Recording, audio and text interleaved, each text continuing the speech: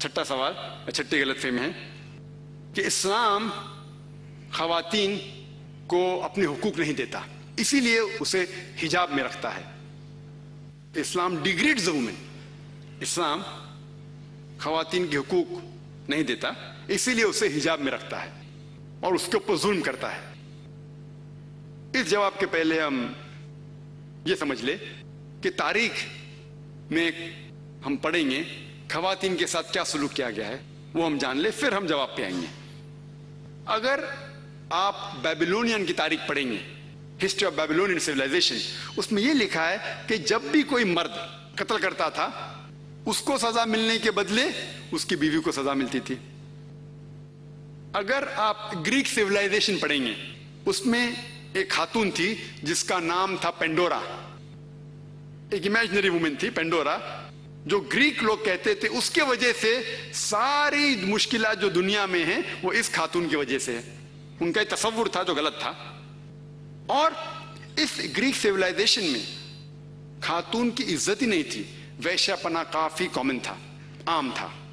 اگر آپ Roman civilisation پڑھیں گے، اس کے اندر بھی nudity and prostitution was very common. ننگا پن اور ویشیا پنا بہت عام تھا. خواتین لوگ صرف مزے کے لیے استعمال کیے جاتے تھے اور چھوڑ دیے جاتے تھے. اگر آپ ایجپشین سیولائزیشن پڑھیں گے، اس میں خواتین کو یہ کہا جاتا تھا کہ وہ شیطان کی ایک نشانی ہے. اگر آپ عرب سیولائزیشن پڑھیں گے، قرآن نازل ہونے کے پہلے عربستان میں یہ حال تھا کہ اکثر جب کوئی لڑکی پیدا ہوتی تھی اسے زندہ گاڑ دیا جاتا.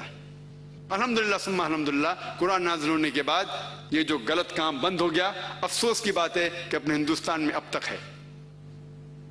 اسلام ایک وہ مذہب ہے اور محمد صلی اللہ علیہ وسلم وہ شخص ہے جن نے خواتین کا عہدہ اونچا کیا. الحمدللہ انہیں حقوق دیے، انہیں رائٹس دیے، لیکن اس کے ساتھ یہ بھی دکھایا کس طریقے سے حقوق کو قائم رکھے، کس طریقے سے اس عہدے کو قائم رکھے. ایک ہوتا ہے کہ کہنا کیا کرنا، اور کس طریقے سے قائم رکھنا وہ بھی بہت ضروری ہے.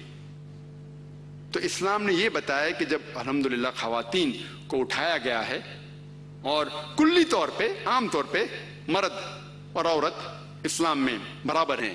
کچھ چیز میں مرد کا درجہ اونچا ہے، کچھ چیز میں عورت کا درجہ اونچا ہے، لیکن کلی طور پہ دونوں برابر ہیں. تو جب اسلام نے، قرآن نے عورت کا درجہ اٹھایا، انہیں یہ بھی چیز دکھائی کس طریقے سے اس سٹیٹس کو برقرار رکھے، اس عہدے کو برقرار رکھے. اور اکثر لوگ بات کرتے خواتین کے حجاب کے بارے میں. اللہ سبحانہ و تعالی قرآن مجید میں پہلے مرد کے حجاب کے بارے میں ذکر کرتے، پھر عورت کے. اللہ تعالیٰ فرماتے سورہ نور میں، سورہ نمبر 24 آیت نمبر 30 میں کہ اے مومن مرد، اے مومن، جب بھی آپ کسی خواتین کو دیکھیں گے تو نظر نیچے کرو. اس کا مطلب جب بھی کوئی مرد خاتون کو دیکھتا ہے اور کچھ بھی غلط خیالات اس کے دل میں آتے ہیں، امیڈیٹلی قرآن کا حکم ہے کہ نظر نیچے کرو.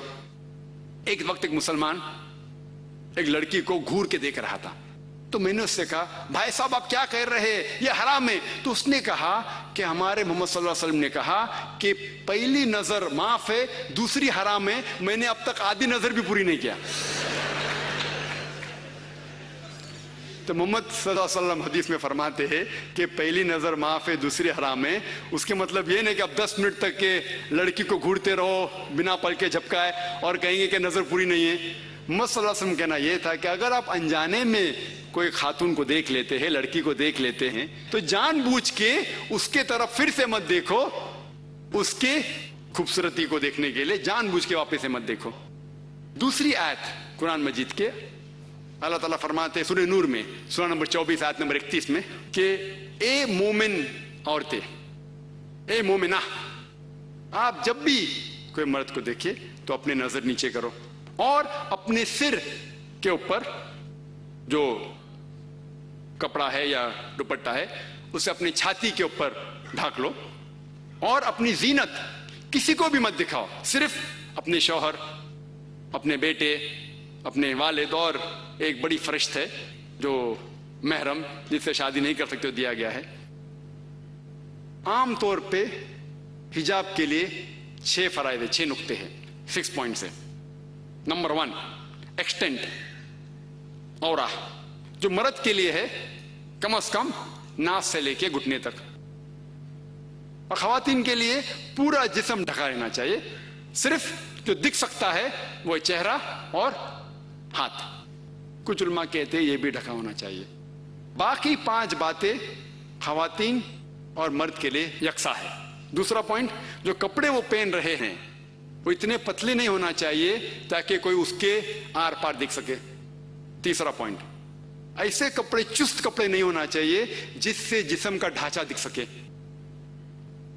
चौथा पॉइंट, कपड़े इतने भड़कीले नहीं होना चाहिए कि दूसरे जिन्स को मुतासिर करे।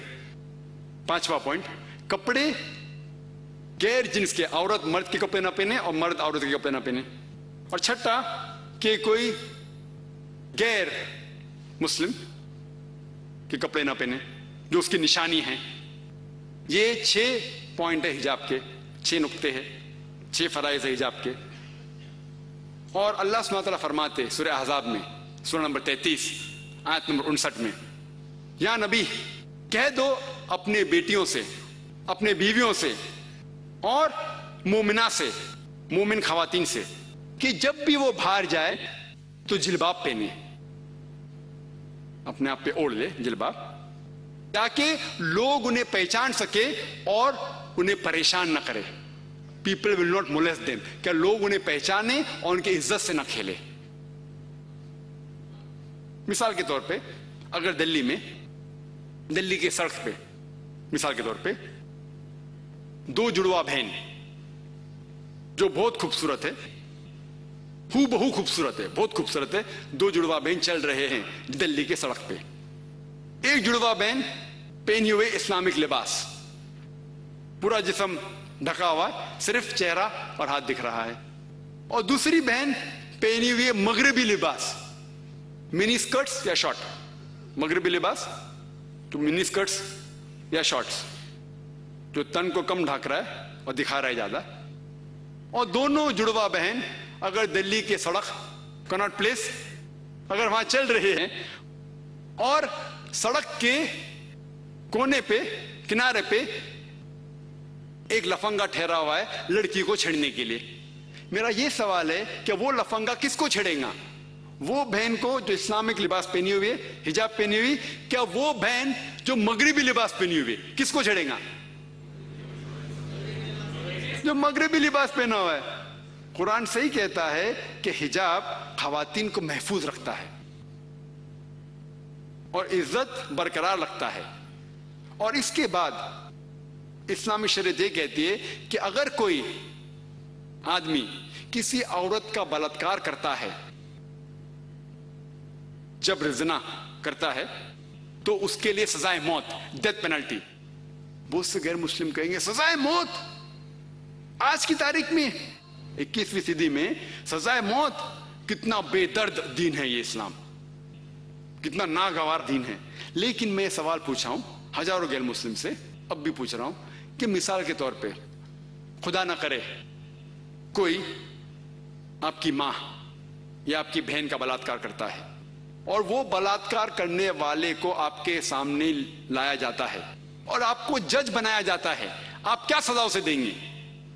और 100% मुझे जवाब ये मिला कि सारे गैर मुस्लिम ने कहा कि हम उसे सजाए मौत देंगे।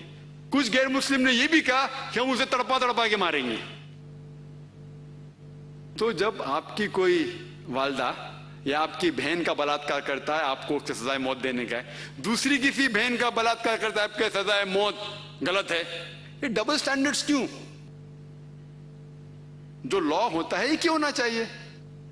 अगर आप जानते, आज जो लोग कहते हैं अमेरिका इतनी एडवांस्ड मुल्क है, लोग उसकी तरफ देखते, आप जानते वो एक मुल्क है जिसमें ज्यादा बलात्कार होते हैं। एक मुल्क है जो नंबर 1 पे नहीं है, लेकिन जो मैक्सिमम रेप जितने दुनिया में होते हैं उसमें से एक मुल्क है यूएसए। एफबीआई के स्टैटिस्टिक्स के हिसाब से 1991 1991 के एफबीआई के स्टैटिस्टिक्स के मुतालिक उसमें लिखा गया है कि हर रोज अमेरिका में 1756 बलात्कार होते थे। 1996 के स्टैटिस्टिक्स के हिसाब से, 1996 के स्टैटिस्टिक्स के हिसाब से US crime department of justice वो कहती है कि 1996 में हर रोज ऑन एवरेज हर रोज 2713 बलात्कार होते थे।